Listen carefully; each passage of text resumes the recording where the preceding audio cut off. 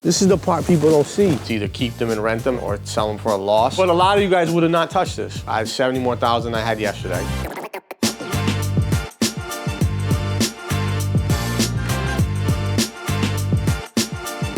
So the more experience you have, the more time you get into a certain craft. I've spent so much time in it. When I look at a property, I truly can understand it so quickly. It's nice to be able to pass that baton and show some of our agents on what things to look for and how to come up with those true after repair value numbers. Somebody brought this to me. I haven't been in this house, and now this is how we look at it. So we're all going in this thing together. I know Taunton pretty well. I know what two families go over here. It's not a bad little street. If it's something makes sense, I come look at it like this. I've never been here before, and we'll just take a look at it. The first thing I do when I look at these things, I say, what is it worth when it's done? Number one, what do you think we could save? I would assume I'm not saving much. So look at it. We got 1,000 square feet down, 1,000 square feet up. We're basically doing everything. We're not gonna keep steam heat. We're gonna put 2 baseboard systems in. We're gonna get rid of the asbestos plumbing in the basement. I need 2 kitchens, appliances, cabinets, all that stuff is gonna be needed. This house, because there's gonna be so much work, I'm not touching the layout. Keep the 2 bedrooms in the front. I keep the living room, dining room here. I'd probably put the appliances or something in there, and I keep the bathroom where it is. So you're gonna need a roof, probably gonna need new gutters, so put 15,000 for roof and gutters. So 25,000 in hard money costs and closing costs. I would be putting into the property with everything 200, and I would have to sell it for 450. So at 450, I would make 70. Would you do that deal? Absolutely. I'm gonna tell you why. 70 more thousand I had yesterday. You get another sign in the ground. I get another chance in this situation to give you guys open houses in different areas that you can cover and get buyers. It keeps the contractors going, it keeps the crews going, it keeps the hard money flowing, it keeps that stuff going. The 70 is just the icing on the cake.